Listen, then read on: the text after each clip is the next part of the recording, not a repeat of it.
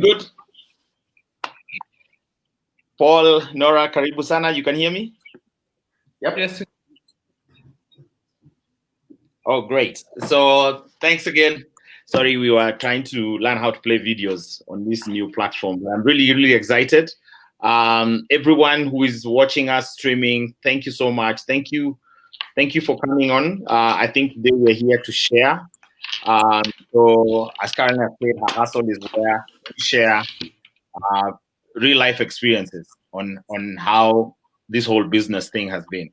So when you're streaming, please comment. Please tell us where you're streaming from, and we'll be glad to acknowledge you. And feel free just to type in, if you're streaming from Facebook or YouTube, type in your comment. We'll see it here and we'll share it to the panelists.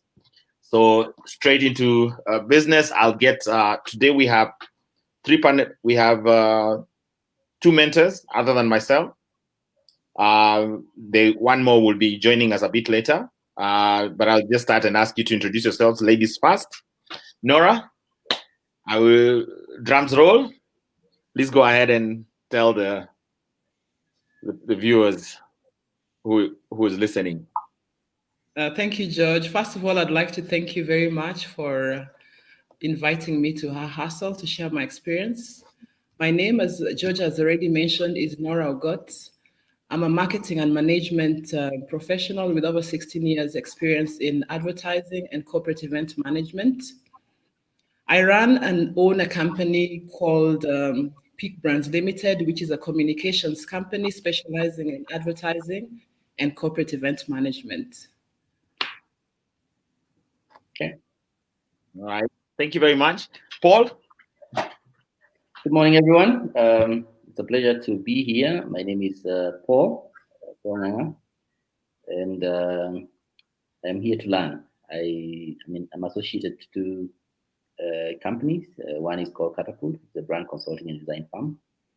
And I'm also associated to a company called Alchemy, who are the manufacturers of a brand called Mikana, which probably most people may have interacted with. Yes. All right. Great. And myself, George Ikua. I run a library called Peter's Library. It's a digital library where we deliver children's books. And other than that, I'm a chief mentor on our hustle, and I'm really avid about passing on our knowledge and helping people in life and business. So we'll get straight onto it.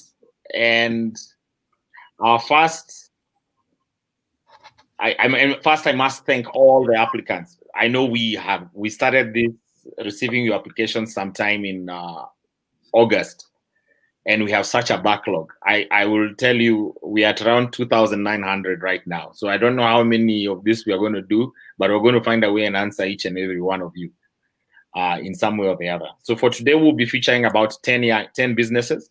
And really the thinking is in between my discussion with Paul and Nora. And what I will encourage them to do is discuss how they would do it, given the challenges detailed by the entrepreneur. And from there, we will try and see, can you also pick up some wisdom based on how we discuss. So first of all, it's a very innovative business, which I personally love. Allow me to share this.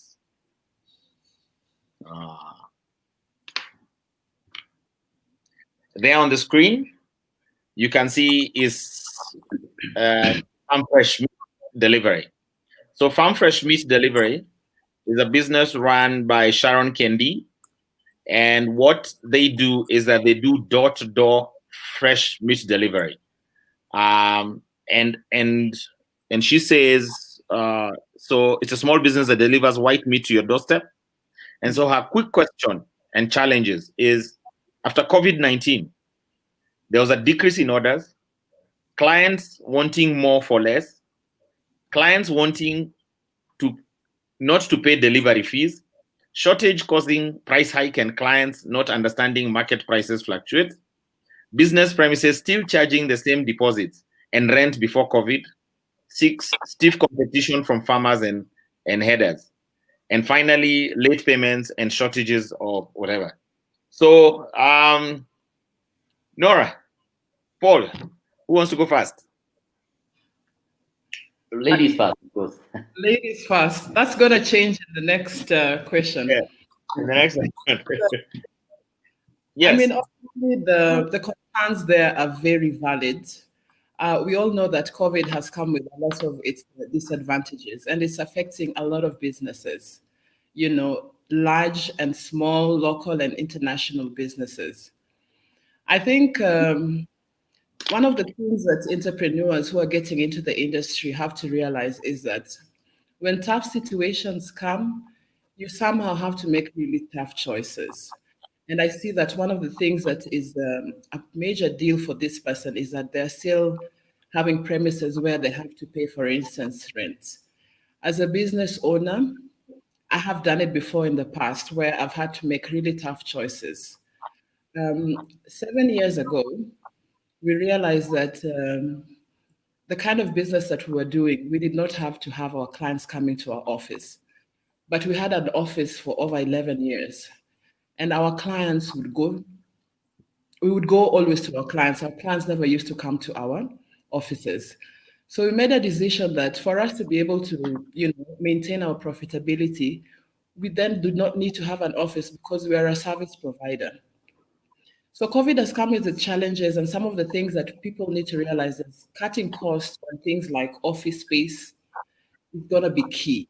It's a tough decision that you have to make over time, but in the long run, you will realize that the benefit overweighs, what the actual business is supposed to be. Key for me. Sorry, no, short.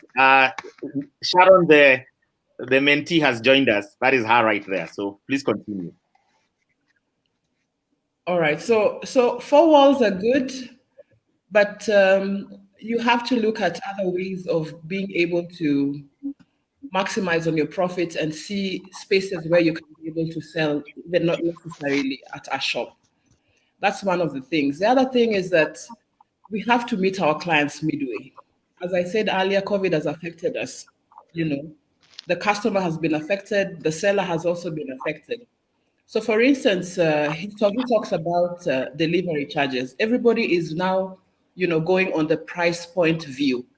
How is it that I can be able to meet my customer midway? For instance, offer some kind of discount, for example, and say, instead of you coming for one item or requesting to buy two items, why can't I give you an offer where you can be able to take a marginal or more products at a discount, and then I meet you through midway and say that, I can be able to cater for the transport, for instance. So just looking at various ways in which you can be able to meet the customer midway, cut down on some of your costs in terms of even the premises that we talked about, and then you will be able to start realizing that the price point doesn't become a big issue. You focus more on the value that you're giving the customer as opposed to negotiating too much on the cost side of it. All right. Great. I think because I know Paul is the hot one. Sharon, good morning. For me, Morning. this is a problem everyone has had. And the way I would say it is that when you're in the retail business, like what you are in the home, servicing homes, you have to be very sticky and make sure that at no point are they ever learning how to order meat from somebody else. Because once they learn that, even if they get back money, they're never coming back to you. So yes, everyone is looking for a cheaper alternative, and you have a margin to protect. This has to make business sense to you. But you always ask, I can reduce my size of the wallet that I'm taking. Like I can reduce, maybe they were giving me 1,000 shillings. I'm not going to fight them because they're trying to get it through discounts. Maybe we can reduce the quantity, not the quality, maybe the quantity. Maybe I can offer them variables. So for example, I know I'm not in the meat business, but I know mince is cheaper than steak. There's some numbers there. I don't know how the people in meat business do it. But the whole idea is this: if at any 1 week there's no M-Pesa coming to you, you are going to be in problems. And that's what most people need to realize with COVID, is that you have to become very sticky to your client to a point where, and the thing is, on their side, you're also eating off this business. This is the business that's feeding you. So there's a balance. So do you reduce your price to make them sticky? No. You keep the value. I love your delivery proposition because I'm already used to you showing up at my door. One of the thing with the delivery charges, it's a bit tricky.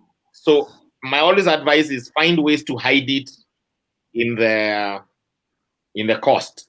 It's always, I mean, it may be a bit late now, but it's always important, hide it in the cost. So for example, I know there's a merchant who says free delivery, but his price is 100 bob more. So it's about semantics. But my one single advice: do whatever it takes and don't get out of that wallet. Paul, I don't know what you think. Hi Sharon, karibu sana. I'm not so sure that Asante. your challenges are any different from anybody in any kind of business right now. I represent some big clients and some small clients as well. We have a client, for instance, who I had a chat maybe 3 weeks ago when they sent us a termination letter. And their basis for doing the termination was the fact that their business has declined by about 40%. They rely a lot on hotels because they're selling hot beverages, so to speak. So 40% decline is a significant decline in terms of sales. So if you have, for instance, if you're working with a budgeting year, say January to December, and then you have uh, a decline of 40% in 2 months, you're certainly going to possibly close your year, give or take about 30 or even 40% lower on your top line compared to the previous year. Now, what that means is that if for instance you are a geared business, you borrowed money, or if you have spent quite a bit of money, or you have to keep double capex, maybe you put a lot of money tied up in maybe a plant or whatever, or you bought a car to do your deliveries, that means that you're going to struggle. So the first thing I'd see is that you have certain things you can address, as Nora said, when you address your overheads. So rent, you're a farm fresh delivery business. You do not need to have premises. The only premise I would expect is the farm Okay. where you're. Could I Yeah. Please. could I so initially I didn't have a premises, but I had to get one for the parking and the preparation. So I'm not paying rent though. What I did is I built in our compound. So it still At has home. access to the road, so I can still sell like a butchery, and at least it gets, yes. Okay. So I Okay. service my neighborhood, and then now I'm able to do my deliveries from there. So I'm not paying rent. Okay. So rent is not a big overhead, or it's not one of the overheads you consider. It's not. So, okay. Good. So then the question then It's becomes, not what though. are I'm on the what other? what other things then would you say are going or eating into your margins? Because I'd imagine are you doing the rearing yourself or you're sourcing? I rear the chicken, and then I source Mm-hmm. the beef and the fish, Mm-hmm. and I started on a loan that I pay weekly Mm-hmm. because I had to Okay. build. Right. Yeah, I think that's it. So, so, um, so, so the overheads you're talking about are associated to rearing.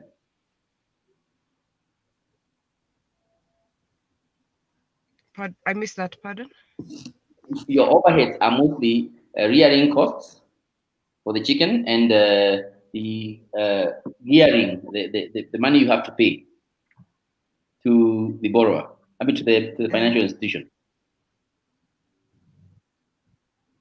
Yes. Okay, so the first thing I would do is I would look at the weekly loan, and I would have to restructure that to much more favorable arrangement. It is difficult, but that's exactly what some of us have done. We have gone back to our banks and told them, look, you can see I have a decline of around $320,000 in March alone. That was my cancellation.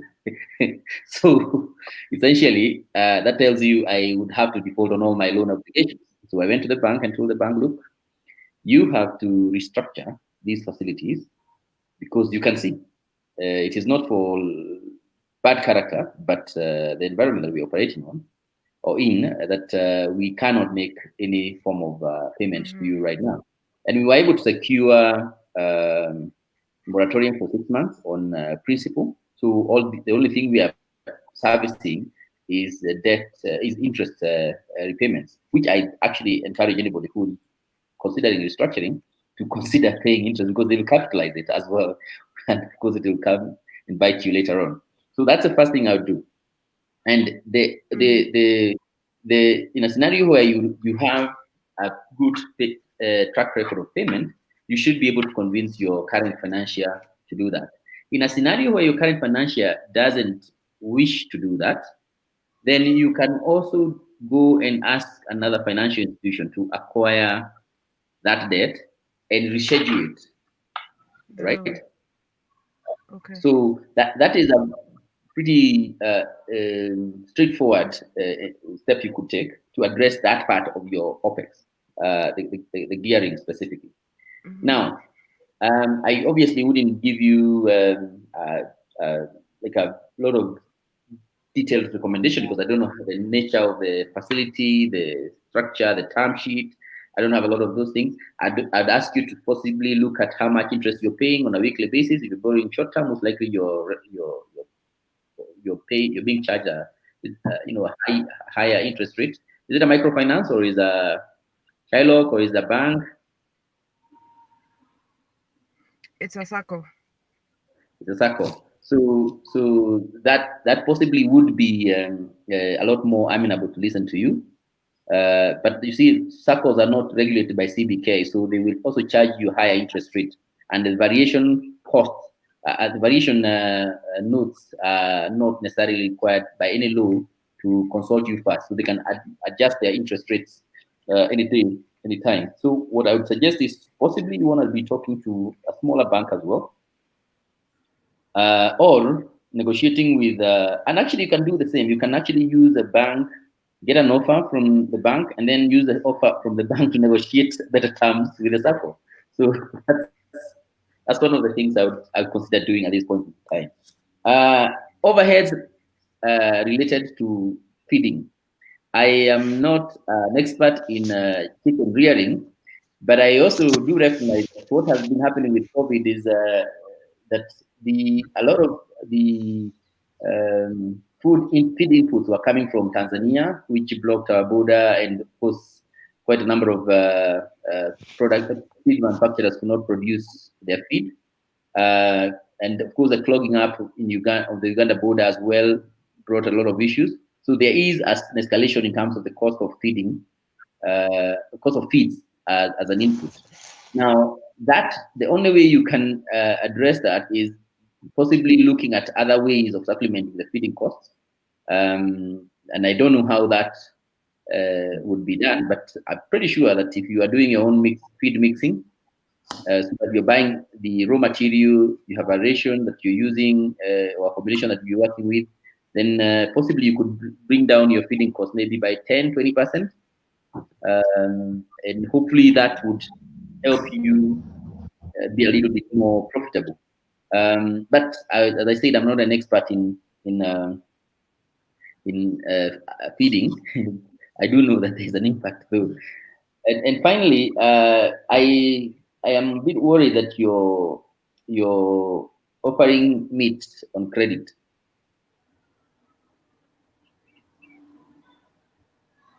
Yeah. Yeah, Uh, I've had to.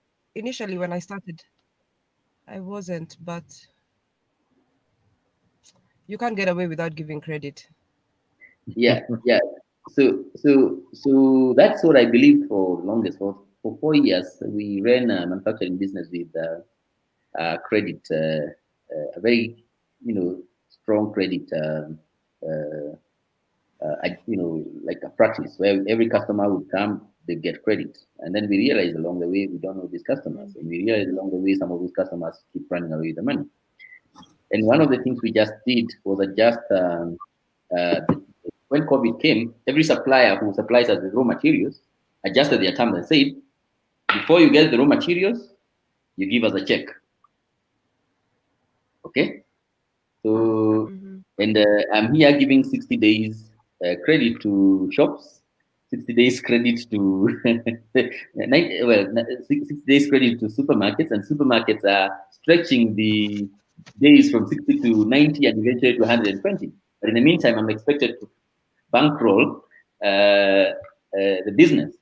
So we sat down and we thought, okay, this is not going to be practical. So what we did is we asked our suppliers that we give them checks that are post-dated to the tune of 45 days, right? Which we know we can be able to stretch for 60 to up to 60 days, because we can call them and tell them, hiyo check usiweke tafadhali.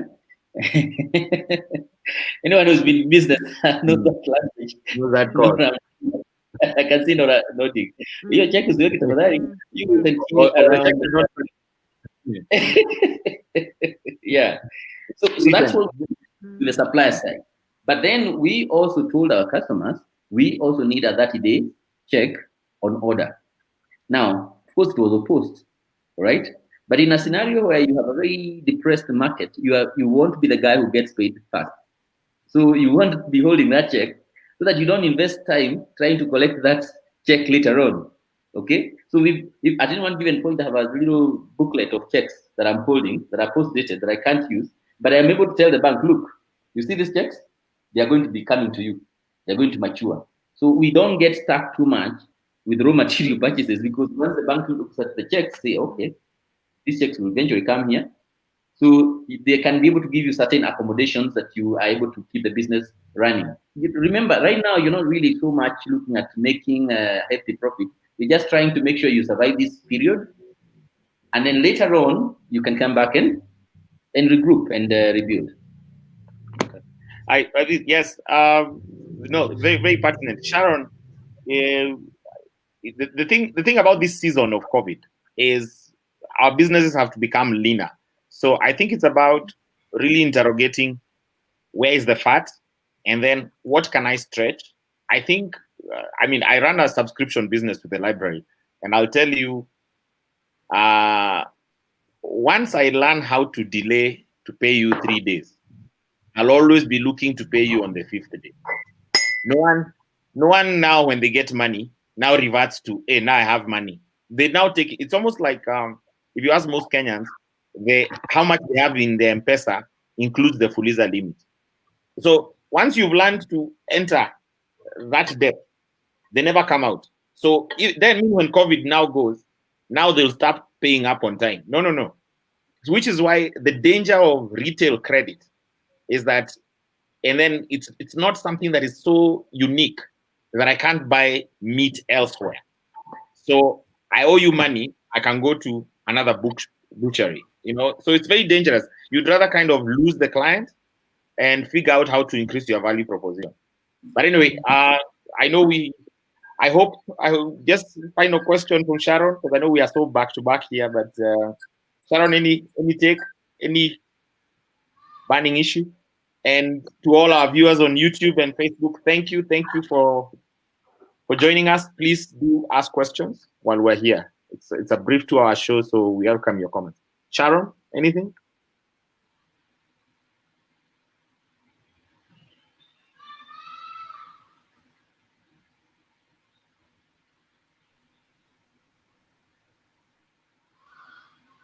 Hi, Sharon.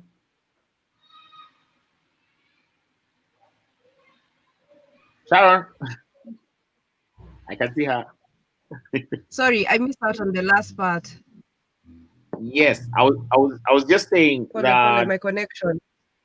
Okay, no, I was just saying it's very dangerous when you're in the retail space to enter a credit model on something that is consumed on a weekly basis, which you are not the sole source of. So, for example, if if I owe you money Mhm.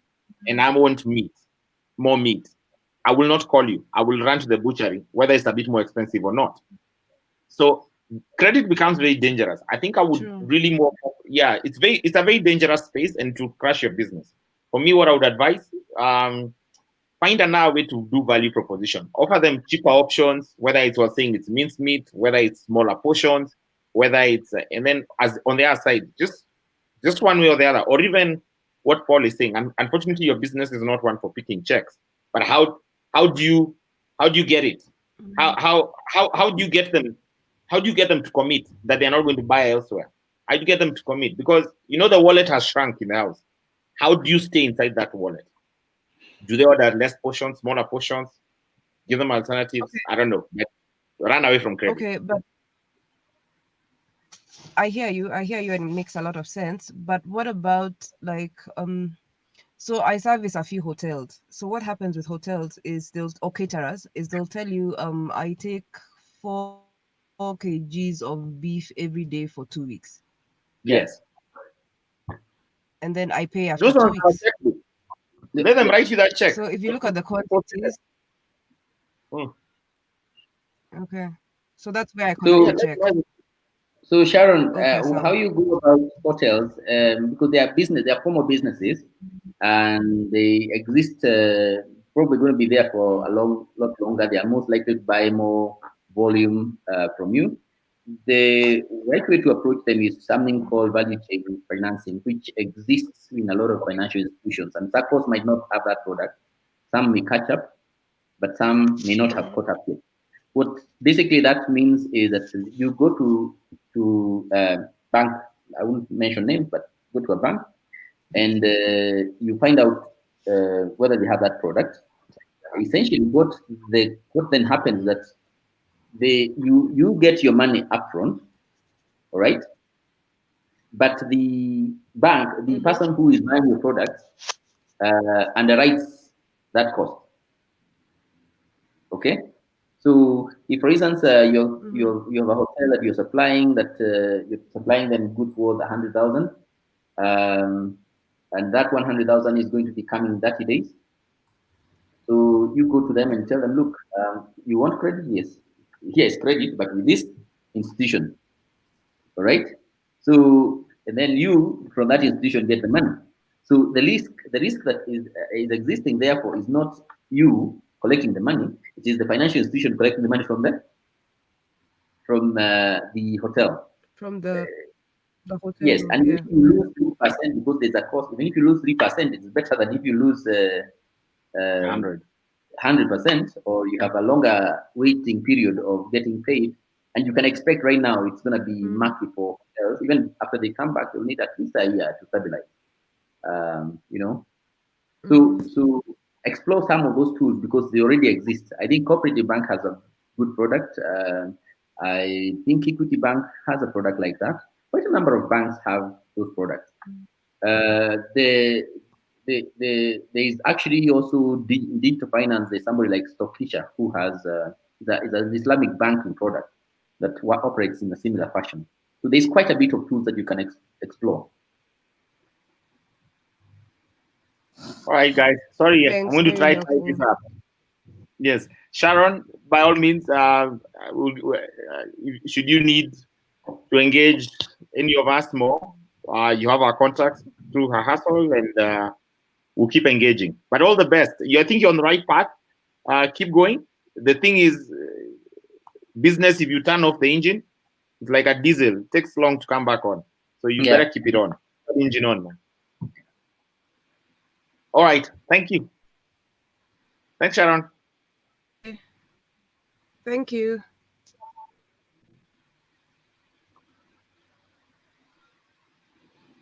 Oh, Okay. great. So next, sorry guys, we have a queue here of hungry entrepreneurs. Okay. They want your wisdom. So next we have Lotus Kids Bookstore, which is by Levina. It's an amazing story. She applied to join us, and then by the time we got around to do the mentorship, she had mentored herself and is now a billionaire. So No. disappointed. pointless conversation. No, it is. Levina, Karibu, tell us, Asante. give hope to the audience and everyone on YouTube, Facebook. We recognize you, appreciate you. Please do comment. Yes, Levina, Karibu sana. Okay, Asante. So my name is Levina, and I'm a student abroad. So I came to Kenya in January, and the point of me coming to Kenya was to fix my passport, because the government was always insisting we have to fix our passport. We need to get the new passport, and they were not doing it in so many other places. So during the holiday, I took that time to come home, not knowing that Corona is just going to do a lot of weird things. So when I was a student, I used to work in a kids library. So later on, when I got stuck in Kenya, I was really frustrated. I didn't know what to do, and I didn't know how long this pandemic is going to take. So I decided to order some books, like only 4 cartons of Osborne books. And I posted them on my Facebook, and I was able to sell them. So the next time I ordered like 10 cartons, and they were gone. So I decided to have my page and started selling. So when I was actually applying to the hustle, my biggest challenge was how to handle my stock, because it takes more than a month for me to actually get my stock in a cheaper way. Because if I use the plane, it will be very expensive. Books are so heavy. So I would be selling for a month and then staying for a month waiting for my stock to come. But finally I got some help, and now I'm able to like increase my stock every week. I buy stock every week. So if this week some stock are coming in, the next week another one is coming in. So there's that cycle. But I still want mentorship on how to actually run it in Kenya, because it's really new. It's only 6 months. Okay. So I think I'll take this. We're in the same industry. I run a children's library. You run a children's bookstore.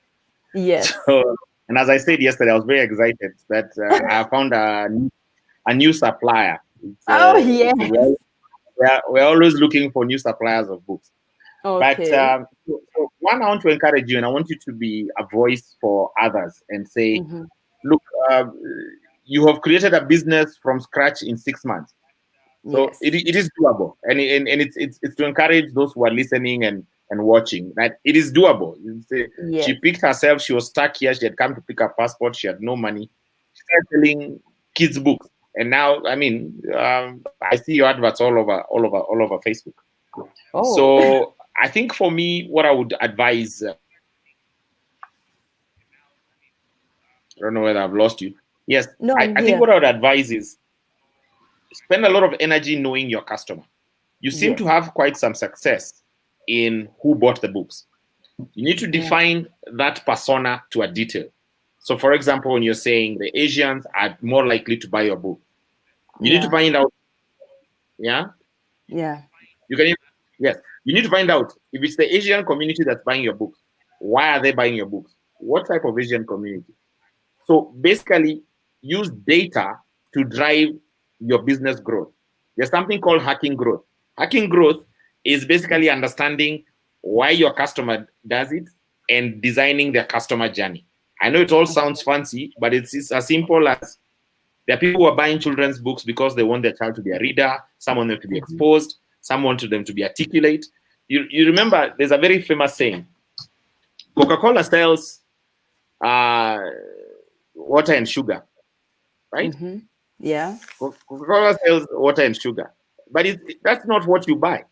Don't buy the water and sugar. You buy the refreshing feeling, the feeling that comes with drinking a Coca-Cola. So it's not. So don't go around selling books. Sell the end product. Do you want an articulate child, an educated child, an exposed child? And that goes for everyone. When you understand why your customer is buying, and then you understand the psyche. And then, like I told you yesterday, this is a very niche market.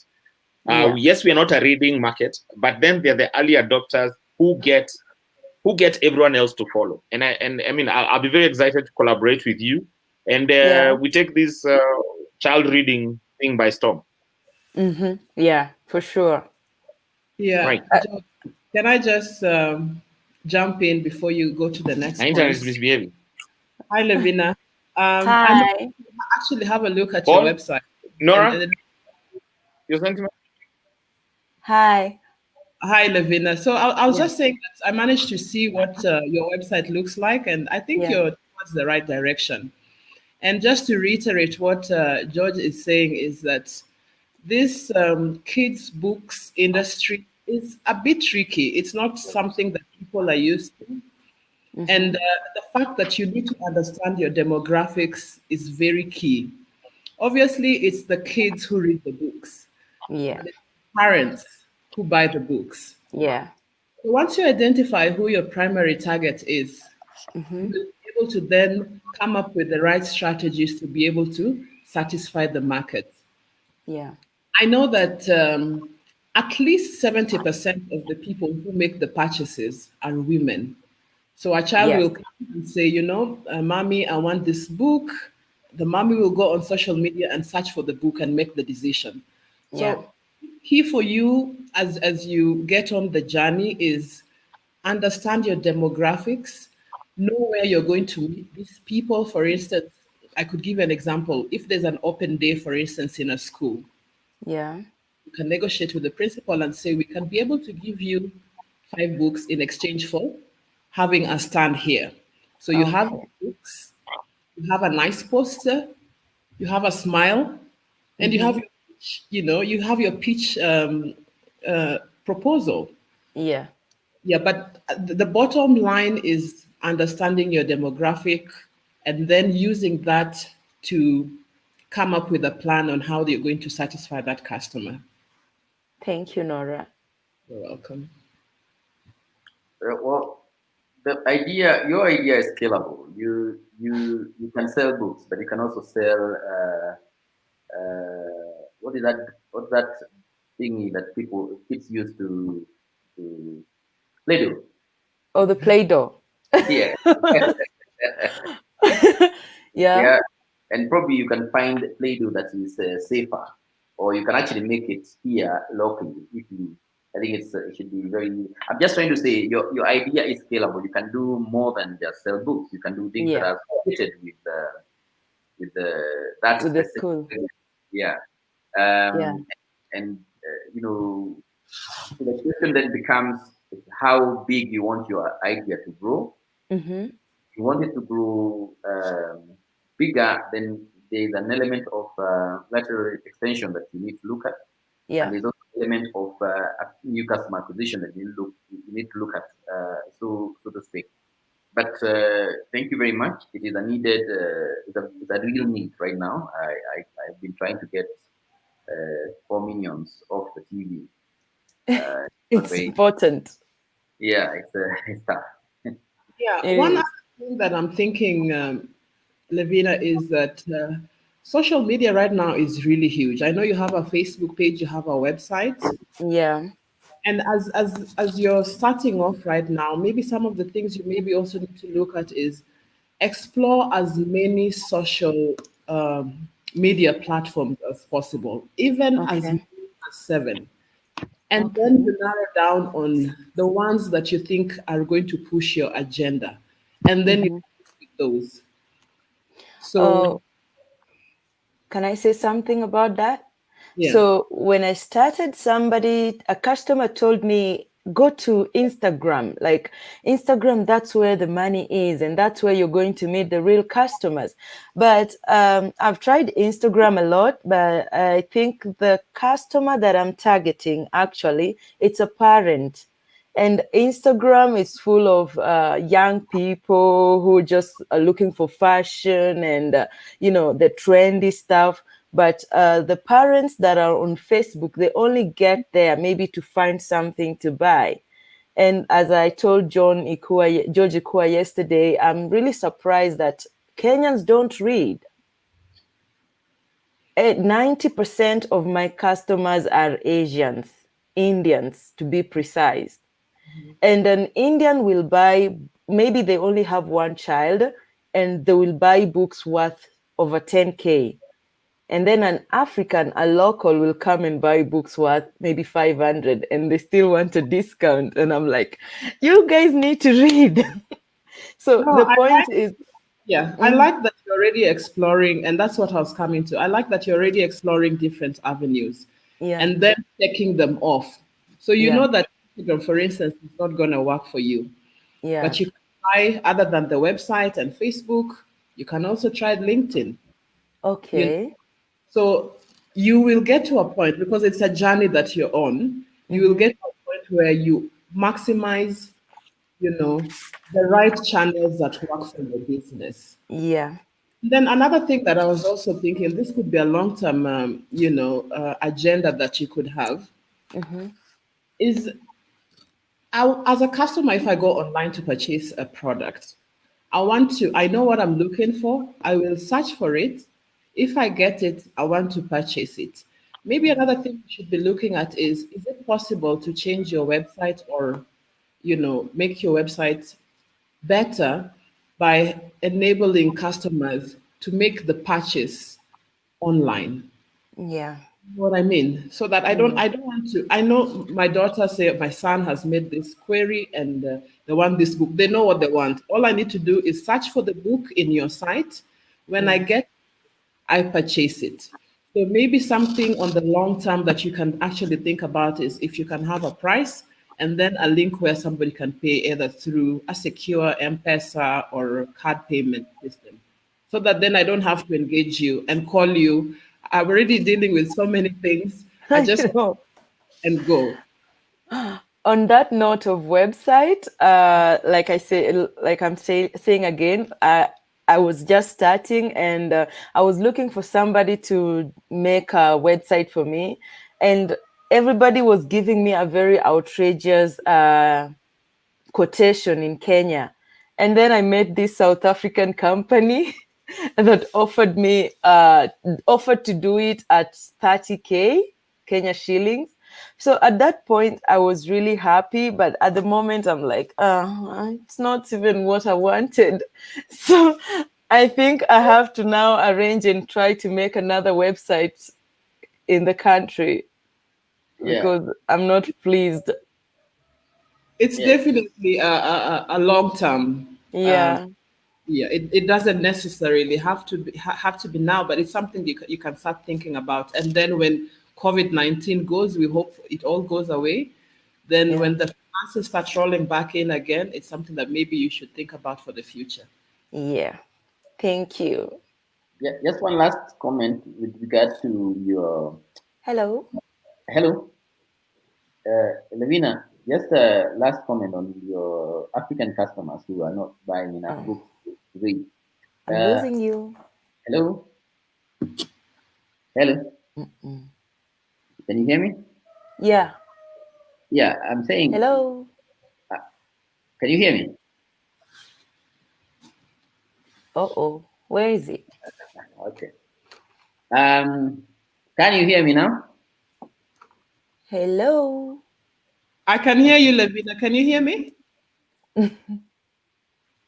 We can hear you both. Yeah. I can hear you very clearly. I'm not sure why she can hear me, but can you hear me now?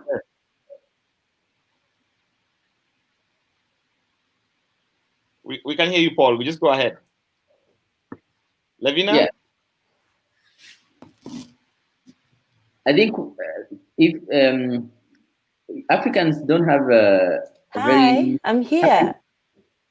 you can hear me. Yes, I we're can't hearing both. hear you. Okay. Um, I I think it's her Is internet it connection. my? yeah, Yes, I'm, Levina, I I was think your just, internet connection may have a challenge. I was just gonna tell her that I don't African know. customers. It's from Safaricom. Well, that's part of the. That's a problem. Anyway, There.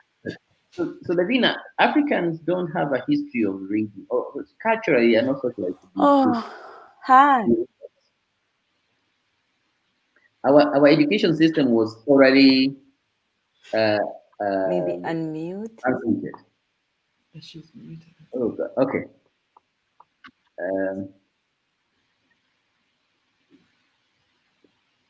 Our education and most of the lessons in life we learn Just go through, ahead. Yeah. we learn through oral methods. We were told stories. We start by our grandmothers, and even now, to a large extent, a lot of our lessons are passed over dinner and I conversations. can't get the last part. Okay, so I will possibly have to find another way of transmitting that piece of insight. I was just going to suggest that you look at also audio solutions, yeah, audiobooks, because Okay. you might be able to be lucky with the Africans through that model of that kind of package, because by our socialization we are already taught. That's why we had stories from your grandpa and grandma. That's why you had proverbs and you had old sayings and adage and all manner of things. It's because that's who we are. So it's not that what we don't read, we sometimes compensate by talking. So oral methods of delivery could also be a package that you can be able to find. Okay. I'm pretty sure there are enough audiobooks out there that you can be able to bring part and parcel of there. And it's not just that. Maybe there's an opportunity in content creation, because we have all these African stories that are from different ethnic backgrounds, from the Luo, Puyu, Luya. We all had those, but nobody has ever taken them and Mm-hmm. captured them in audio or visual stories. So from a content point of view, there's still an opportunity there. So don't give up on us Yeah. Africans. We can't do it. I'm not. Yeah. I wanted to sell to Africans. Yes, yes. So make the money from the Indian customer to try and develop content for us who might not necessarily Mm-hmm. read. Yes. Okay. Thank you. Where's All the George? best. We wish you all the best, Lavina. Asante sana. Thank you. Karibu sana. Bye-bye. Bye. Bye.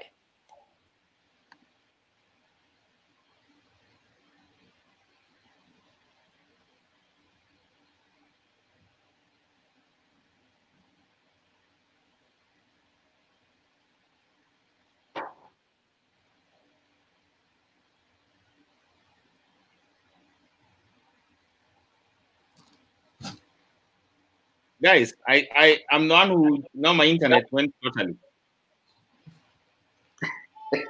All right. Next we have Davlam. So Davlam, she won't be dialing in, but so this one is Paul, very interesting.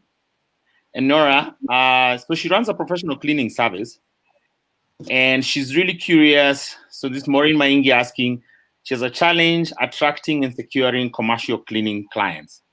How would you advise somebody who started in the B2C space to get into the B2B space? That's Dav Plum, Maureen Maingi.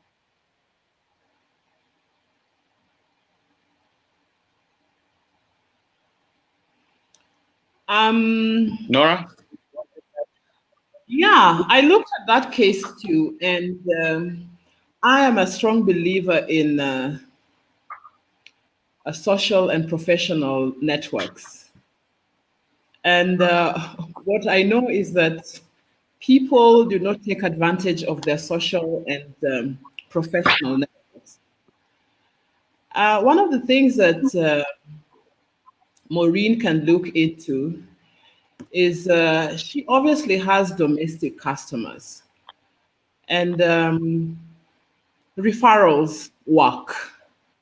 If she has a client list of people who she has worked with over the past and they're happy with what she has done, what she can do is to request them to send through referrals and have people who have not experienced her service try out her services. So that's number one. use your social networks, which is on Facebook, Instagram, and your professional networks, such as the ones on LinkedIn, to be able to give you references so that you can approach these institutions.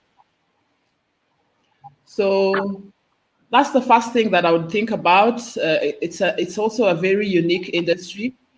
But another thing that people are thinking is of the past is email marketing. It's not dead at all. Obviously, everybody wants to go digital and be on the internet, but there are some avenues like email marketing that are still working for some businesses. And what you can do is basically to compose a list of potential customers or potential institutions that you would like to, you know, look towards working with. Because by the time she's talking about this kind of industry, it means she knows the people she wants to work with. So come up with that list, get their contact details and do a small poster just talking about what it is that you're able to offer them and the value that you're giving them, how you're standing out, from your competition. And with that, I think she can be able to gain, a data bank and a database of people to follow up with. Marketing is all about communication and constantly communicating. Once you have their communication details and their addresses and email addresses, you can call them up and follow them up and find out, what it is they felt about your proposal, for instance. So for me, I think those are the key things that I would initially work on. Using your customers that have already experienced your service to talk about how good you are to other people, and then the referral process begins. And then using, avenues like email marketing to reach your target markets and tell them what it is that you're able to offer them. Yeah. Okay. George, we can't hear you. You are muted. Well said. Sorry about that. The way I would say this, and Nora's gotten it. Africa is I think is one of the few places on this continent, in this world, where you can convert social capital to business capital. So, for example, if you are in New York and you know the CEO of a bank, it is very difficult for that bank to end up giving you a contract. But in Africa, if you know the CEO of the bank, there's a very high likelihood you're going to get a contract from them, because we do business in a social way. So this is how we are. So when I talk to entrepreneurs who are looking to do business with whatever, I say, feed off the social capital you have. So if I already allow you into my living room to do cleaning services for Davpla, I trust you with my personal belongings. Then that trust can be scaled and taken to you cleaning our office. So it's always, how do you start? And then secondly, when you're cleaning for me the house, you must have some structure. One of the things we're trying to do with our hustle is put structure into the SMEs. So a corporate will give you an LPO. They'll not send you an M-Pesa. A corporate will ask you for a proper quotation. A corporate will ask you for CR12. Their documents, the proper registration and all those things. So I keep telling small MSMEs, while you are small, there's no reason to behave like you, to think like you're small. You need to have corporate governance and all those things that allow you to be able to get big contracts. And finally, this one is on the money side. Because the way we charge in retail, when you go to corporate, we try to think it's almost the same. No. First, corporate, the reason why people charge corporates a bit more is that you also have a financing element. Corporates don't pay you in cash. Corporates pay you usually on terms in 30 to 60 days. You need to figure out how you're going to cover your overheads in those 30 to 60 days. You need to have a customer service line. You can't be just you doing it yourself. You need to have a team. You need to have guarantees. You need to have contracts. So price yourself properly and position yourself properly. Corporate is more concerned about the blowback on a bad job than really going for the cheapest price and a bit of governance. I don't know, Paul, what you have to say about young MSMEs doing business with corporate. It's a challenge because there is quite a number of other factors that come into play. Just penetrating corporates is quite a challenge. What I foresee maybe as an opportunity for her is she may want to ask herself who exactly is it that wants her house thoroughly cleaned. Because if she goes to the if she picks the wrong customer from a B to C, because I think that her issue was to how to actually transition from B to B to B to C. If she picks the wrong customer in B to C, then she will be back to saying, "Oh, look, I'm better off with the B to B."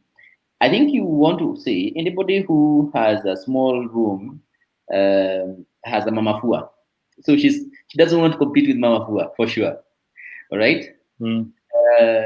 So she possibly wants to compete with somebody who has maybe a 3-bedroom house, has a few kids, who is possibly busy, gainfully employed, or in business. That person is possibly going to be able to appreciate professional cleaning services at a B2C level than a bachelor somewhere in. Now, going by that, I would say perhaps striking a partnership with moving companies would make her access some of those customers. Because, for instance, if you're moving from one house to another house, you want a thorough cleaning of the house that you're going into before you move in. And you don't want to trust your new landlord to do the cleaning thoroughly. So, if, for instance, you partnered with all these moving companies that are existing, Capital Movers, etc., Nelions, all those, I see them around, especially around Kilimani. Then you'd be able to have an insight into who is moving where, all right? And they can offer you cleaning services as part of their package. So that then there is prior cleaning and of course movement. So then you end up into a revenue share arrangement. After that, the customer becomes yours. You have network. You have the database of the customer in terms of you have the contacts. You know who stays in that house, and you can always solicit for more business in future. So that's possibly the way I would look at it from an entry point. But then that person is likely to be working in an organization. So then you tell them, look, we also offer cleaning services in corporate organizations. Okay, so there is a two-way where you can use B2C to get back to the corporate, or you can also use corporate to get into the B2C, because the people you're dealing with in corporate, already existing customers, also have houses. So that's my 2 cents on that. But head-on trial entry into big buildings. That's hard. Yeah. That's hard. Yeah. That's hard. George, just on your point, getting into dealing with businesses is not easy. They want you, as you mentioned, to have all your paperwork intact, and you can't cut corners on that. You must have your certificate of incorporation, you must have your CR12, you must have your PIN, you must have all the necessary documents for you to be able to pre-qualify as a supplier. So for the entrepreneurs coming up and the mentees, one of the things you need to look at is to ensure that your company documents are all intact. And now there's so many tenders that are going out there, and cleaning doesn't miss in any of them. I've been looking at them in the daily local newspapers. If you have all your paperwork in check, all you need to do is to submit your tender, and hopefully you will be able to get a chance to at least go and showcase what it is that you're offering. So get your paperwork and documentation in check. All right, great. Thanks, Nora. I mean, we can't overemphasize. I mean, MSMEs say when I make money is when I'll put structure. No, put structure now, and then you'll be able to grow. So next, we have a very exciting lady, Nelly's Kitchen, and she's here with us. So I'll just order. Karibu, Nelly. Thank you. Let me let me read your, let me display your profile. Okay. So Nelly's Kitchen provide quality and catering outside services and cakes for all occasion. Catering and digital content on, she tells me YouTube, not IG. She tells me she has a huge following somewhere there on social media. And before COVID-19, scaling was a challenge. With Corona and no gatherings, our cakes and catering jobs have reduced immensely, affecting our sales. And she seeks the advice from the mentors on what to think of this. Who wants to take this first?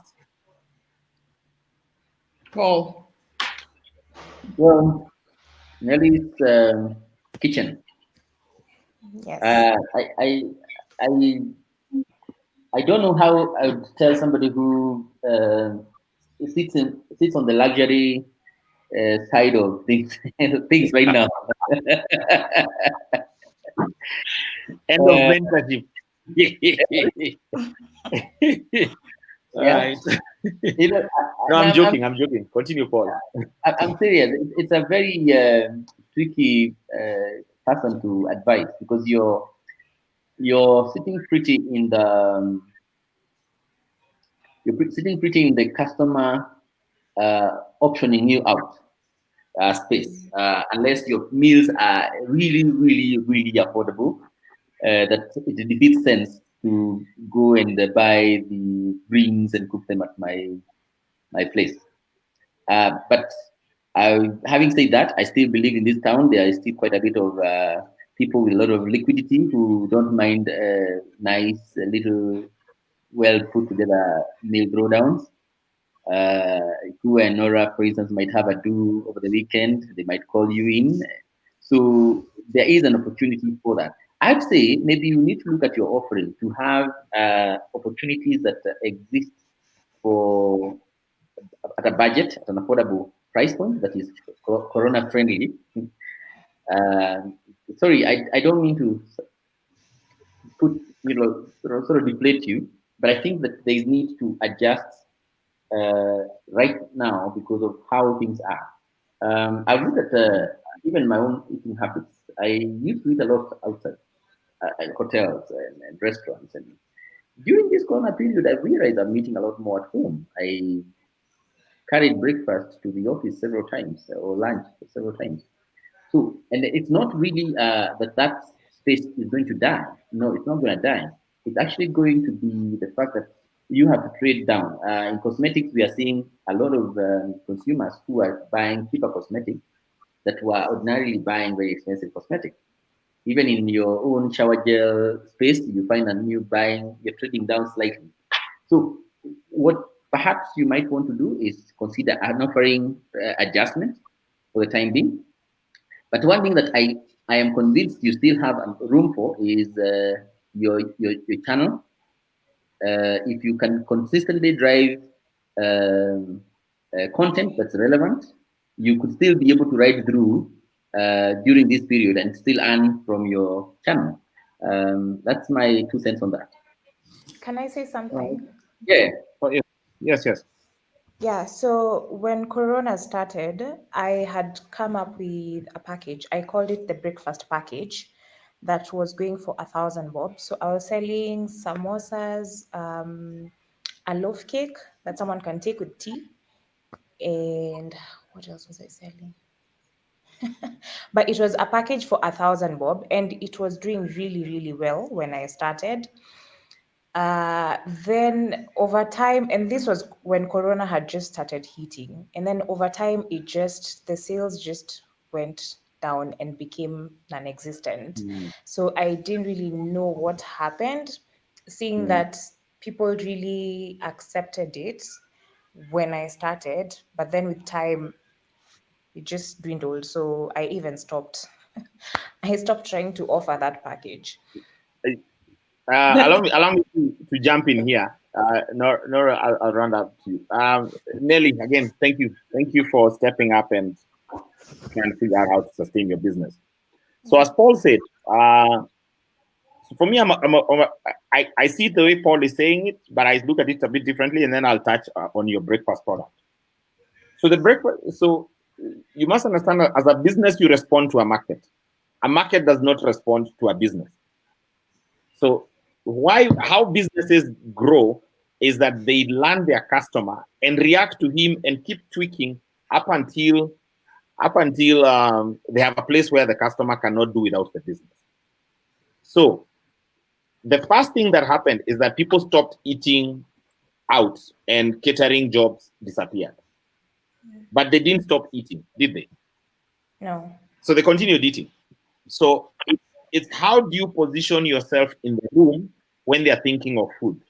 So while what Paul will say is that he'll eat more at home, but somebody's cooking that meal, somebody's making a special dinner.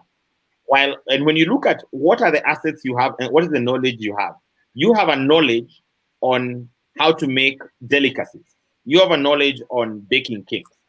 This is the time to be the authority for anyone who is at home to consume content on you. You already have a digital content creator. It's one of the challenges we have. I mean, I've come across a few channels, but there are very few channels that actually digital content that actually go into how do I make something practical and simple. They always try and make things which I would never afford the ingredients. Just something as simple as the samosas. And trust you me, once the name Nelly's Kitchen enters my head, and Nelly's Kitchen and their samosas, it never leaves. So it's how do you, with what you have, how do you stay top of mind, and how do you convert your revenue during this dark period? For the breakfast, I would tell you there's something called the novelty of a new product. So usually everyone runs and tries it. But then you're competing with wallet space. So this wallet only holds 2,000 at any one time. So in that 2,000, there's your breakfast, there are electricity tokens, there's airtime, and all these other things. You need to learn how to angle yourself. You see, the thing is that before Corona, 1,000 was not a lot of money. Right now, I can stretch 1,000 for 5 days. So you need to change your package from the 1,000 package to the samosa package, whether it's 20 bob, 45 bob. I mean, not to mention names, but I see in the supermarket, they always move a lot of what are they called? They always have you seen it in Quick Mart? They're selling samosas, and even in Naivas and Jaskies, they're selling samosas and cookies. They move. They don't throw these things away. So these guys need something. So these guys are eating anyway. There's always the guy who wants a bite. So what happens has the guy who used to eat a full burger now eats a samosa. So how do you engage the snack guy, and at what point, where is he going, and at what point are you getting to him? So all I'm saying is this: it's about tweaking the business. For sure, because of the way your business is positioned, it cannot sell the way it used to sell before Corona. And neither can most of us. There are very few businesses that have continued selling as is. But so it's tweaking. You already have an audience. You already have customers. They are still eating. There's still birthdays going on. There are still people hosting each other. Those 15 people. Maybe you create a package, a COVID package, a COVID breakfast for 15 people. Something. It's about tweaking. I don't know what you think, Nora. Yeah, Nelly, you actually in the industry I kind of also am in, because part of my business is in hospitality, which is event management and the like. And just like you, we were hit hard. And I think one of the things that I've realized is when COVID came, people got shocked and retreated. But marketing is a continuous effort. You cannot keep your customers in the dark. You must always give them relevant information. Initially, it might not be to increase your sales, but people now are so much on social media and all these platforms, they will see you. You have done work in the past, for instance. You have been doing cakes in the past. You have had deliveries all over the place. What one of my friends who does cakes, and not necessarily here in Nairobi, she complained. She started complaining about how her business is not doing well. People are not ordering cakes. And I mentioned to her, but you have been doing cakes all this while. Why don't you look in your database, you take pictures of these cakes, post them, they look beautiful, do some nice taglines about the cakes. And as that last week, she's not taking orders after Thursday because, she's top of mind. People are seeing her still advertising what she used to do. And I can assure you, Nelly, birthdays are still going on. Kids are still eating cakes. Anniversaries are still happening. There are weddings that are happening. So there is definitely room for you to be able to, take the business a notch higher. So keep communicating to your customers. It might not be what you're currently doing, but give them relevant information of what you have done in the past, and you shall surely see that the order starts coming in again. So keep communicating. Don't relent. Nelly, Okay. I want to say this, Nelly. There Mhm. are, there are a lot of businesses right now that are on the drawing board to change strategy because of Corona. Some certainly do need to change strategy because of Corona. There are certain businesses that don't need to change strategy because of Corona. People will still eat after Corona. Okay? So, whereas we may, or rather, I may have a very ominous view of the business space you are in right now, I honestly don't think there's a lot you need to change other than maybe the offering because people will eat after this has subsided.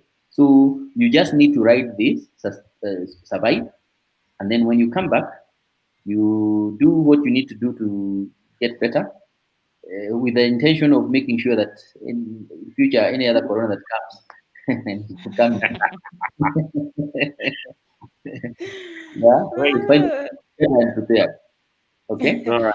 Keep, Okay. Coincidentally, sorry, Yeah. when George said I need to maybe offer my client information, maybe how to make samosas, coincidentally, my samosa video on YouTube is the most viewed at over great. 900,000 views. Wow. So I still produce content as a YouTuber in the hope of not just educating my clients, but also just remaining in their faces and reminding them that I'm an expert in this. But yeah, I definitely look at maybe creating smaller packages that are more wallet friendly for my clients, so that they won't feel like it's too expensive to spend. Yeah, and I'll probably get on marketing because I was so tired, I, honestly. I, I think let me give you a few tricks. So fast, the and supermarkets do a lot of this. There are very many things that businesses sell that have no margin or even zero margin, which they used to tap you. You get it? So sometimes when you walk into a restaurant, you see them tell you just come buy a piece of chicken for 100 bob. They know while you are there, you won't eat dry chicken. You'll buy a soda, you'll buy some chips, and all that things. If you decided that your samosa is your entry point into the wallet, remember you're trying to get into the wallet and into the heart. So the samosa is what will keep me top of mind. So I get in there with a samosa, and you do your samosa at say 0% margin. You have an opportunity because there are 900,000 people who watch you. That is not every day that this happens. I think your biggest big business problem right now is how to convert your your following into shillings. Your following into shillings. Yeah. So how the people who are looking at you on YouTube, what process can you do to come and turn them into shillings? So for example, have a very easy ordering process, have offers during the YouTube thing, have limited offers, have live sessions. When people have live sessions, interact with sessions like this, and in the meantime, get people to order. Um, some creativity. But I think your focus right now should be not so much on acquisition, not so much on engagement, but a lot of conversion, a lot of retention. There are people who have already bought from you. How do you get them to buy back? How do you get referrals? I think that's the space in your pipeline you need to be playing with right now. That's my pick. Okay. All right, great. Thank you. Thanks. Any questions, or we can move on? No, I'm good. All All the right, best. thanks, Nelly. All the Thank best. you. Okay, Send us thank some you. samosas to me. Send the call and I will. samosas. You are the samosa lady now. All right, thank you. All right, then. Thanks, Nelly. All Bye. right, great. That's no, it's interesting. You know, Paul, you've always said people are still eating. Yep. People are eating. People are Yep. washing their faces. There are some basics that have not changed. It They is won't change.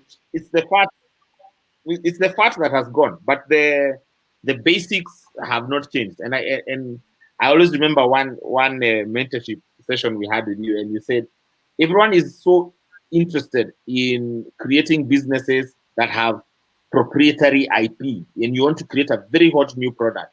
Yet we have a food shortage in our country. We have a cheap housing shortage. We have people are still wearing clothes. There are some very basic businesses that are very unattended to. Yep. Great. So let me go to the next one. This is Gersami. Grasame. Sorry. She couldn't join us. But so I found her story very interesting. So she says she runs a serious shop in the retail level. And she said she started this business during COVID. And her major challenge has been deciding how to invest back on the stock and also the disadvantages and advantages of partnerships. For me, what caught my eye, maybe for you guys is different, but for me, what caught my eye was this partnerships. I don't know what, Nora, you think of partnerships. Well, obviously, strategic business partnerships work. Hmm. And what you need to do is you need to get into some form of research to identify the partner who you're going to be able to leverage on to your advantage.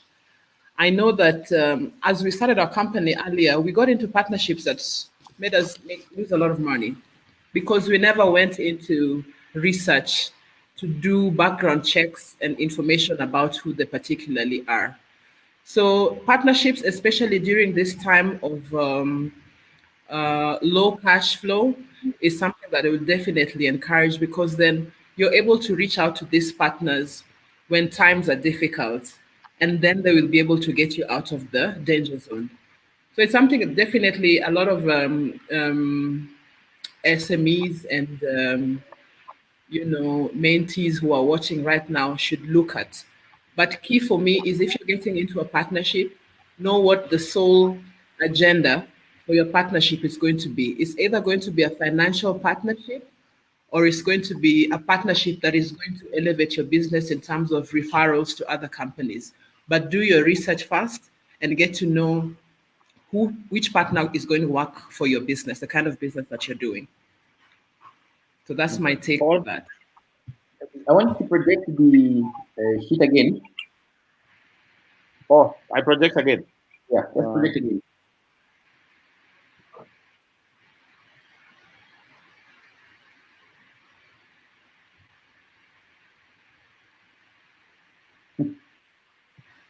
Well, stock. Um, if you're, I don't know how, I don't have the details of the business, but I would just want to tackle the issue of stock because I have an experience with that side. You want to run down your stock levels to the bare minimum right now because any stock you're holding right now is a liability, so to speak. There's a time when stock stops being an asset, and I know we have always accounted for stock on the asset side of things, but there are certain times when stock stops being an asset because by virtue of the fact that you're holding it, it prevents you from having that money, and therefore you have to look for that money somewhere else, which might actually be a bit more costly. So if you look at, for instance, in our case, what we've done is we've started running a very lean manufacturing model where we deliver, where we make sure we have all the orders and we are able to tell that this week we are going to produce X amount of goods. And then we make sure that we provide stocks sufficient for those goods that are going to the market, not the ones that are going to stay in the warehouses. Because when they are in the warehouses, when they are tying money, they are not necessarily giving us an opportunity to relax from a cash flow point of view. So So that I would suggest you really be careful about. And it's a tricky balance because, of course, one of the things that came with COVID is also the disruption of various supply chains. So you have to make sure that you are also not too much to the tail end of your stock that you cannot satisfy orders promptly for the customers that are able to pay. So you might also want to prioritize some customers. The customers who are paying cash, you make sure that they are always stock for those customers. The customers who are paying on credit, those ones come as a second tier for the time being until you run out of these. We run out of these depressed session.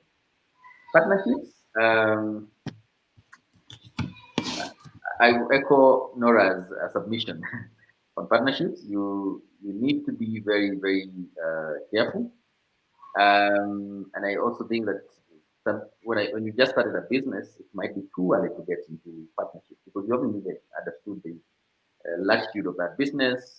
You haven't known or understood yourself fully in that business, in the context of that business. So maybe wait it a bit.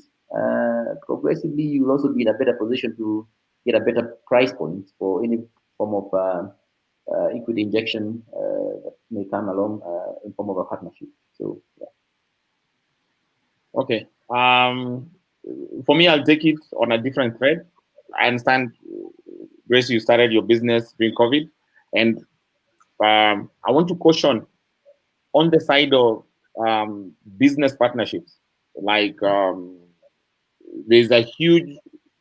They say if you want to move fast, move alone. If you want to move far, move together.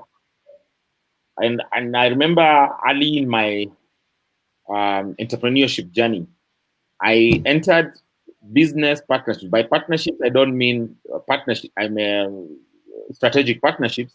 I mean shareholder partnerships. We are in the bed together. Let me tell you,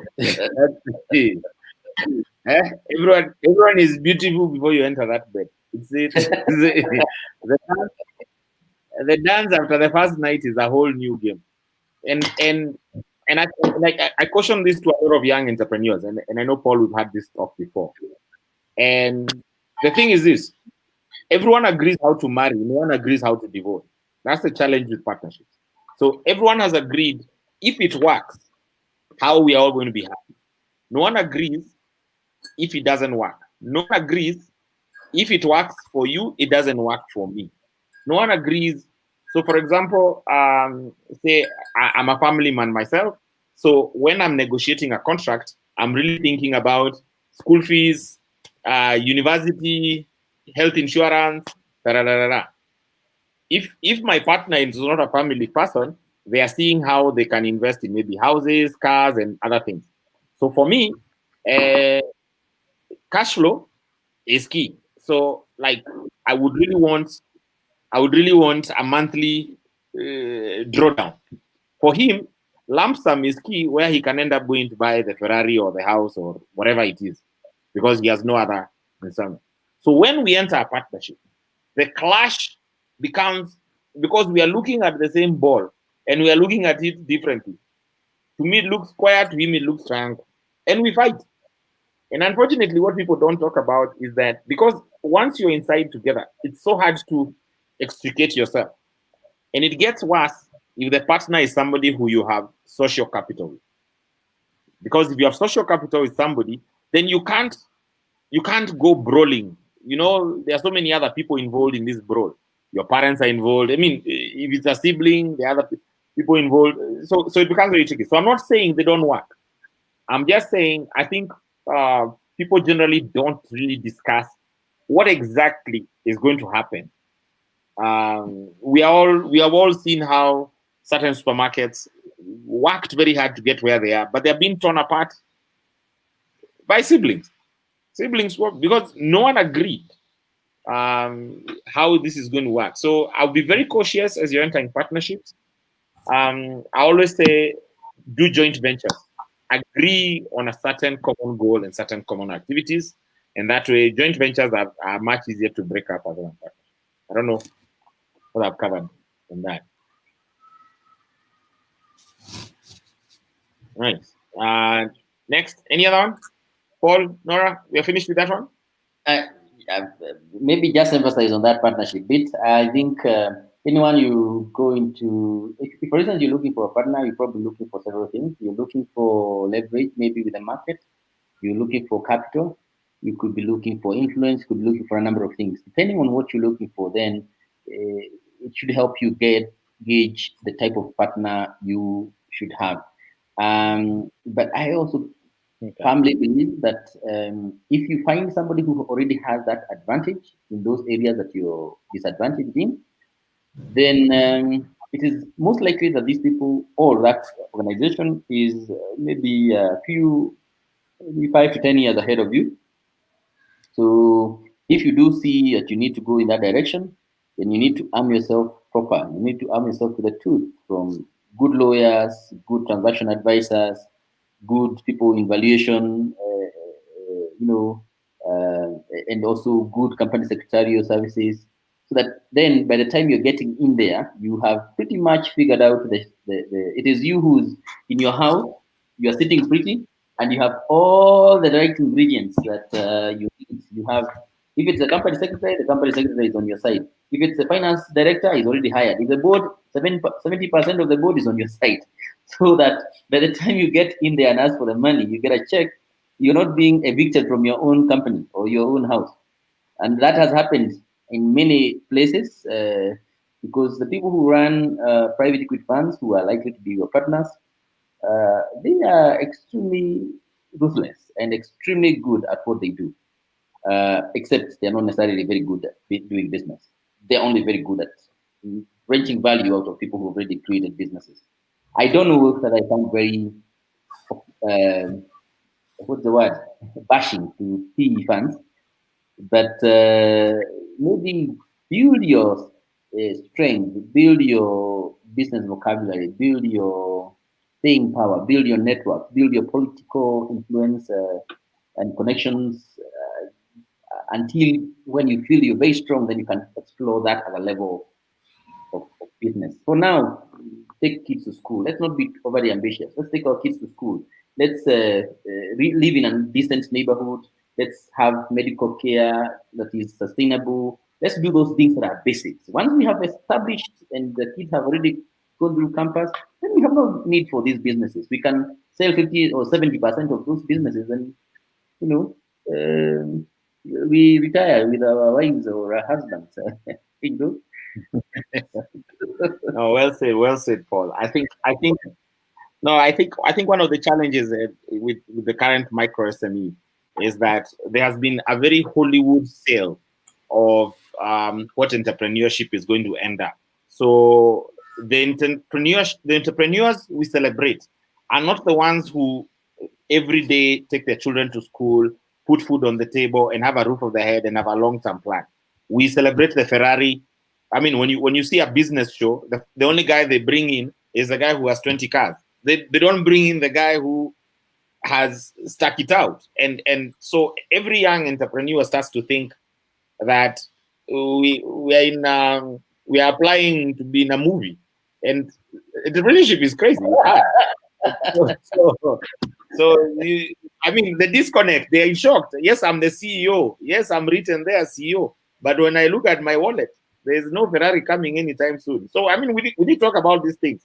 Let's do the basic and simple things. And I'm not killing down anyone's hopes. I'm not saying we cannot, but I can tell you the chances of you being a dollar millionaire are not even 1 to a million. They are worse than 1 to a million.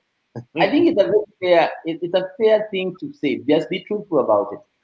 I was surprised to sit and listen to somebody who I respect, who was telling me how they have been successful because they have been able to do the second round of funding. They have been able to raise another $2 million, and it's. But that's how they are measuring success.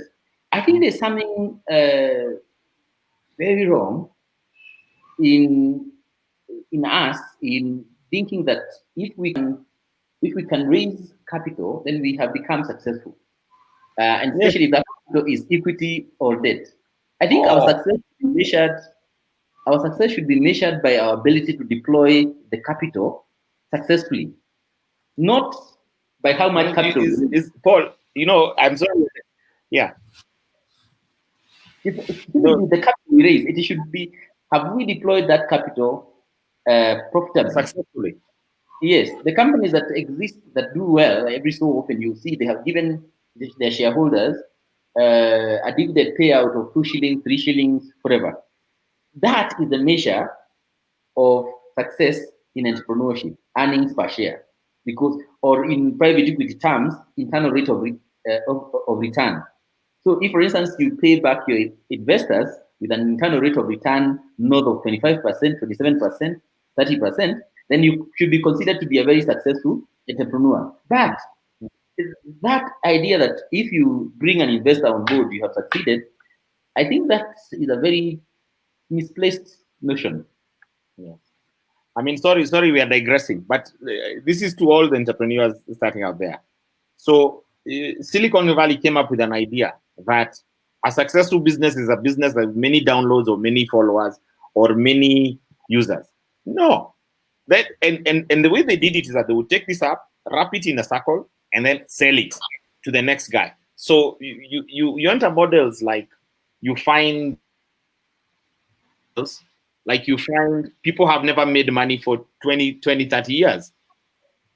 And and somebody says, oh, this is the largest company. You must understand, America is a perpetual venture capitalist kind of thing. So venture capitalist sells to another venture capitalist who sells to another capitalist. So when you hear somebody saying we have $1 billion valuation, you have no idea. There's none of that money is in the pocket. And guys need to talk about these things. And the purpose of business is to create value and then unlock that value for yourself, and get some of it for yourself. So I'll move on to Nelly's. I mean, we're on our final two. We're just rounding off. At the top of the hour, we'll be off. And then after this, we will have, just hold on. Just some housekeeping. Yes, after this, we will have somebody possibly joining us from KNCCI talk about some funding opportunities. So we have, next one, we have that one. I don't know. So that one place design says, for me, the challenges I faced with and before COVID are the same. I don't know where the lapses are or my shortcoming, but for every item I post, I have 1,000 engagements, but 5 likes and 2 buyers. I also find it difficult to boost my post. And this goes back to exactly what we were just talking about. Landlords don't eat likes. I don't know. Paul. Yeah. Nora.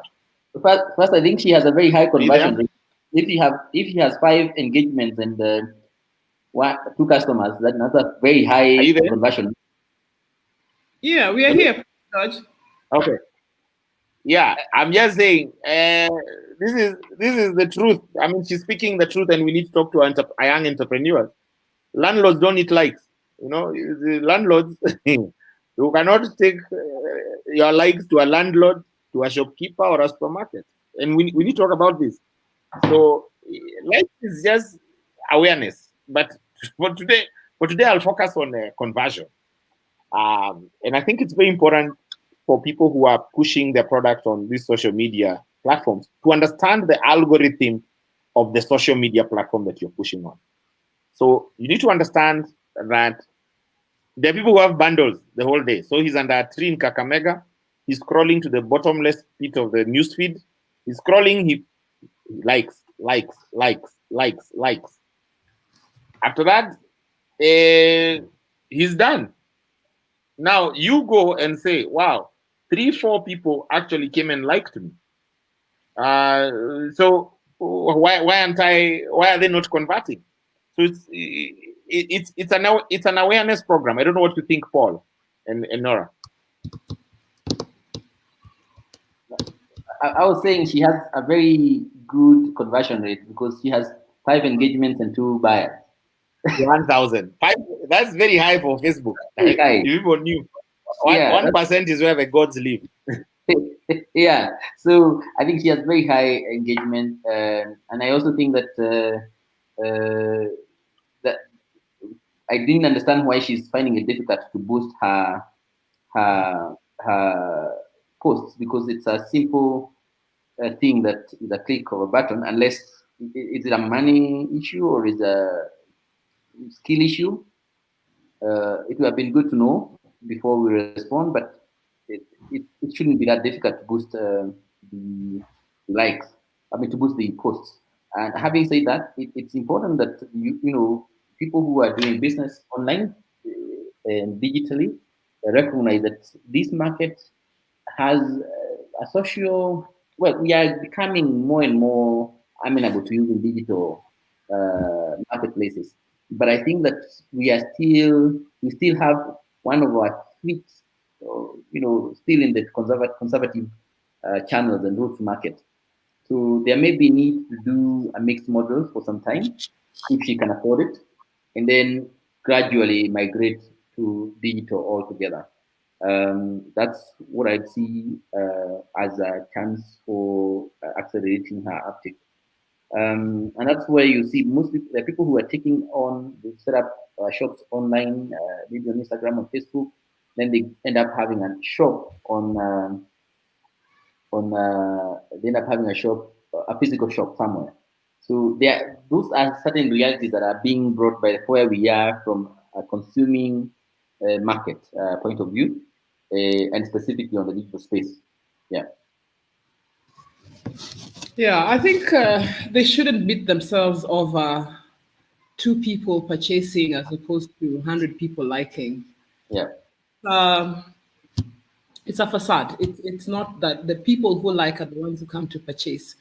But one of the things I'm still trying to understand that particular state, and I'll try to veer off a bit because one of the things that surprises me or baffles me, business is not a hobby.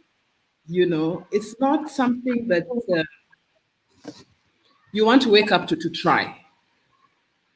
It's a long-term process that you have to build. And I know that a lot of people, admire what a friend of theirs is doing, for instance, and they say, you know what, if she can do it, I can do it. For the SMEs who are listening, MSMEs who are listening right now, for you to have a successful business running, however small it is, try your level best to have a business plan in place. And this business plan, the advantage about it is that you can edit it, you can refine it.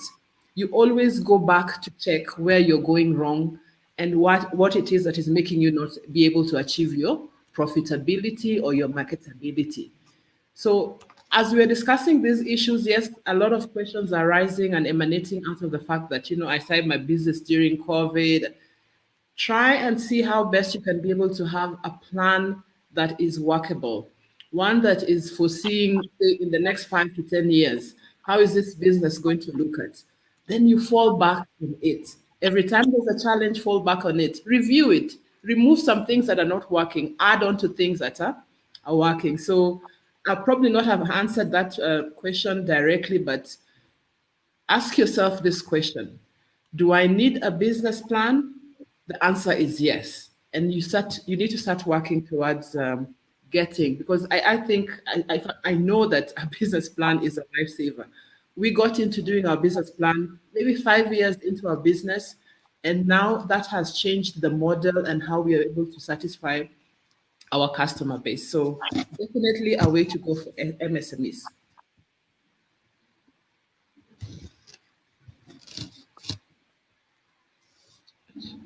Great.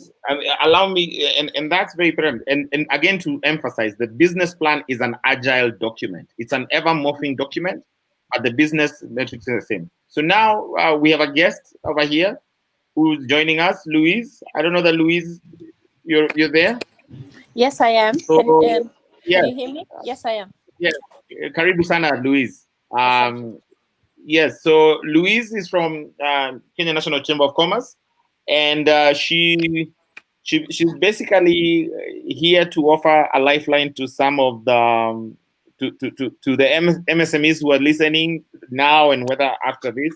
And so I encourage you, please ask any question you need to hear from her. How you could all get. She has a program which I'm sure should be quite exciting. We'll give her a few minutes just to explain what it's about, and then we can have one more session and wrap up. And please, any comments, on Facebook, on YouTube. Do tell us your feedback, your thoughts, your questions. You get to feed into the wisdom of the mentors over here. Louise, floor is yours. Thank you. Good morning, ladies and gentlemen. My name is Louise Kabucho, and I am working on a program that the Kenya National Chamber of Commerce has entered into a partnership with the MasterCard Foundation. And we're working on a COVID-19 recovery and resilience program aimed at micro and small businesses in Kenya. And it's countrywide, it's just not based here in Nairobi. So we are looking to target those businesses across all the 47 counties.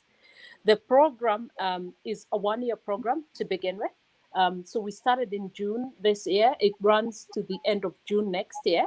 And also the target demography. So the people that are eligible to apply for these loans. It's a loan. It's a loan facility. The target demography for this is the youth 18 to 35. So businesses owned by the youth 18 to 35, owned by women 18 to 70. So that is a much wider gap, and enterprises that support a large number of youth. So if it's a business that is owned by a middle-aged man, but he supports a large number of youth, they would be eligible too. There are things that we must have when applying for this program. You must provide us with your ID. You must also be a member of the Kenya Chamber of Commerce. So you need to register with the Chamber of Commerce, and we have offices around the country in majority of the counties. So, and on our website, we do have a list of all the offices that we have around the country. The business must have been in operation for a period of 1 year prior to COVID-19. So it's 1 year prior to COVID-19. So we would need proof, and that can come in the form of any trade payables, rent, M-Pesa statements, receipting for purchase and sale of goods, anything that proves to us that you are in business for 12 months prior to COVID-19. There are areas that, or businesses that we're not supporting. We are not supporting businesses that sell or at least do business involved in the sale of alcohol, drugs, or tobacco. We are not supporting businesses that are involved in the manufacturing or sale or purchase of weapons or war-related material. We are not also supporting businesses that are in the gambling and betting sectors. We are not supporting sex-related industry or businesses that are owned by people in the government, so parastatal state and parastatal sector or players. So that those are the must-haves and those that we won't support. We have two processes in terms of application. We are live and it's open for businesses to apply. And we have manual application and forms, and we have an online portal. So the online portal is accessible via a microsite on the KNCCI website, but also we are circulating it digitally via WhatsApp. The manual application form also, we have a brochure that you can click into and you can access the manual application form. For those businesses that are far and wide, we have made provision. You can apply and take your application form to any of our KNCCI offices around the country, and they will make sure that your form gets to us. Once we receive the application, we are hoping to be able to disperse the funds within 3 weeks of receiving the application. Although there will be a pre-screening, pre-visits to ensure that we know that your business does truly exist. But other than that, we are not asking for the hefty documentation that banks generally tend to ask for. We are also not going through CRB checks, so we are not taking into consideration CRB listings. So in terms of the funds that we are giving anything between 1,000 to a maximum of 31,200. So that's the most we can give. And that's why I did say initially that the target market for this, or target audience for this, is micro businesses. So those really small businesses. But we also want to be supporting those businesses that were in business prior to COVID-19 and have been impacted. We want to breathe life into them and to be able to help them get themselves back on their feet again, and to sustain. So just not help them now, but also make sure that there's continuity and sustainability of their business. So that's the program that we are running, and we are happy to assist anyone. And if you have any questions, please feel free to ask so that we can communicate as much information as you would want to hear.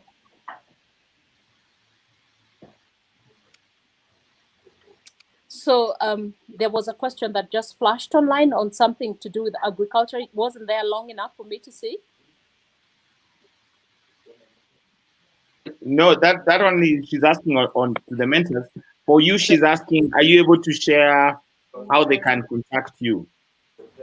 Right. Yes. They can. Can I give a number, or Yes. is there? Yes. Okay. The number that I can be contacted on is 0707 397 170. And through that number, we will be able to provide the links to the application portal and to the manual application form. Sorry, just read the number again. 0707 0707 397 170. 397 170. Great. Yes. I think for me, it's just for clarification. So, what's the membership application process for to be a member of KNCCI? Just for our listeners. We have an application form, and those are accessible again via our website, but also via the local county chamber offices. So once you fill in the application form, you will then pay a fee, and that will be communicated via the chamber office that they approach. And then once that's processed, there's a certificate that is provided to them, and they then upload that certificate, or provide that certificate, a copy of that, as proof of membership. And then right. just one more thing. With these loans, I missed one very vital messaging. These are interest-free and zero-fee loans. So if you borrow 20,000, you only repay 20,000. And there are no fees, no registration fees attached to this, other than membership fee for being a member of KNCCI. Okay, great. Right. I think you've had it for yourself. Thank you, Louis, for coming in. We'll as we're going to pack this content and then share it with the whole database and get everyone. We try and get as many people to come to you, and maybe we can contact you directly to smooth the process. It doesn't sound too complicated, but we always need help, and then we can try and get some people to jumpstart their businesses thanks to your initiative. Yes. All Thank right. you. Great. All right. Thank you. Thanks.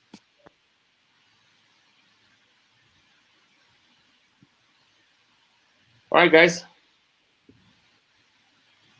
So this is Immaculate. Immaculate is asking, how can I get a direct supply of my agricultural produce to food stores and markets without having middlemen? Paul, how do you get your things into a supermarket? You're the one who retails. Oh, it's a nightmare. It's a nightmare. So supermarkets have. I'm gonna. Hello. Hello. Yeah, I can hear you, Paul. Okay. So supermarkets have what they call a listing window. So That's a nightmare. Is a Yes, it's quite challenging to get 90 in. is hard. We've been trying to get into one supermarket chain since 4 years ago, and we have not succeeded. And we have had at least more than five engagements in terms of face-to-face engagements. We have made presentations. We outsell most of the products they have listed in our category in other supermarkets by almost double, but still we cannot seem to be able to get in that particular supermarket. Mostly because there are other issues that we really may not necessarily be amenable to doing. Now, the supermarkets have what you call a listing window. If you look at the year, they probably will have two listing windows where they basically interest other vendors of products to come in and introduce the products that they have and list them. That listing process takes quite a bit of time. It also takes quite a bit of margin because, if, for instance, in the food category, you might be lucky to get away with a listing margin of less than 20%. So it's not as attractive as people imagine. So if you're buying a product that if you're selling a product that does not have any uh, very fat margins, then you very well may end up you know eroding a lot of your profitability because you're going to give up quite a bit of margin and you need to be very careful how you price it. Now, food gets a bit better payment terms than other products. So ideally, you'll be looking at maybe a payment, depending on the food item you're selling, you could get a payment window of about a week to 2 weeks. It's not always honored by all supermarkets, but it is it's a general practice that the worst will pay within 3 weeks to a month. Now, other categories, different. It's a different case altogether. Now, if I were starting up, I would not necessarily look at going to very big supermarket chains because you might not have the muscle to fulfill those orders and you might not have the capital to or the OpEx to be able to run, a supply of millions of shillings every month without getting upfront cash. So I would start with the smaller ones. They are more likely to listen to you. They are also more likely to have better terms in terms of payment. They may not give you the biggest business, but you learn from them what to do and what not to do in that space. Having said that, I also believe that a supermarket is, or let me put it differently, technology has afforded us the opportunity to be a supermarket if we want to be.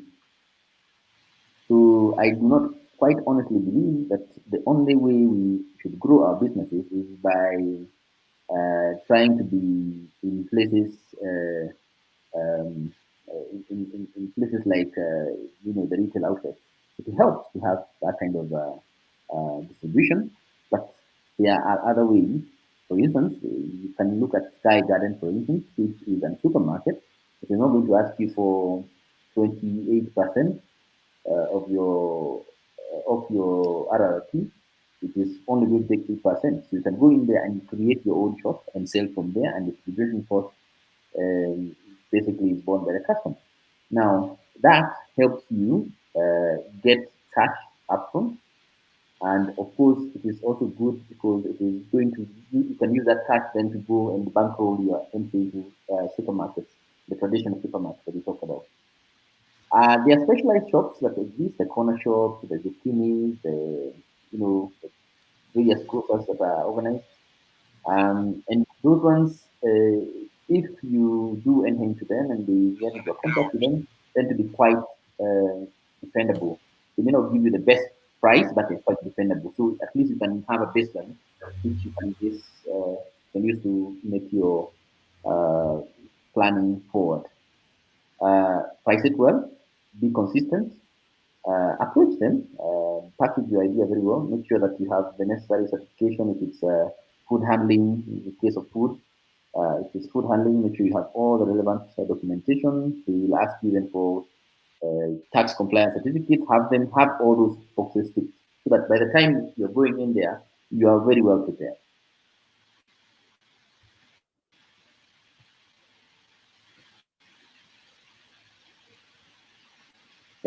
Done.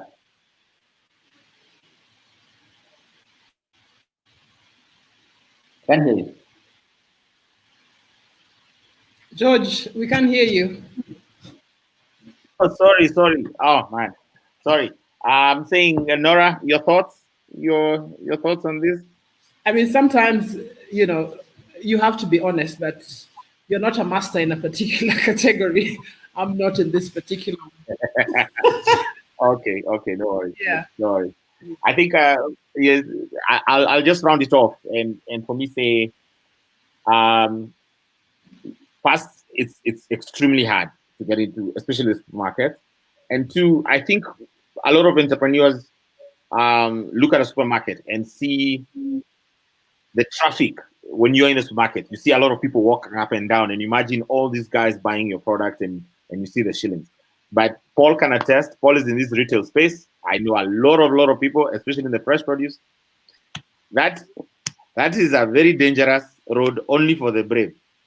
And I'm not discouraging you, because brave men go far, and we brave men and women. But the truth is, um, I think there's more opportunity, because the supermarket in the mall has technically been catering to the middle class, which is a shrinking, almost illusional group of people. They are very hard to place.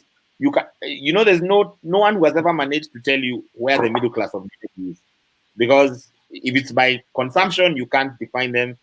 So people generally even try to pack them by area where they live, but they are very hard to group and very hard to predict. So I always advise, um, all people eat. Avoid the supermarket is really brand building, in my view, so that when people walk around in a supermarket, they're able to see your brand and recognize it when they go up country and wherever. But there's a huge untapped market in the peri-urban and rural urban areas. Like, that is a very, and as Paul said, also on the online marketing, that's what I would do. But should you decide to go the supermarket and the middlemen have advantages, because at the end of the day, it's almost like you're sending sample merchandise. You're sending it there, and you guys get to know you. But in terms of agricultural produce, there's nothing like sample. I would, I would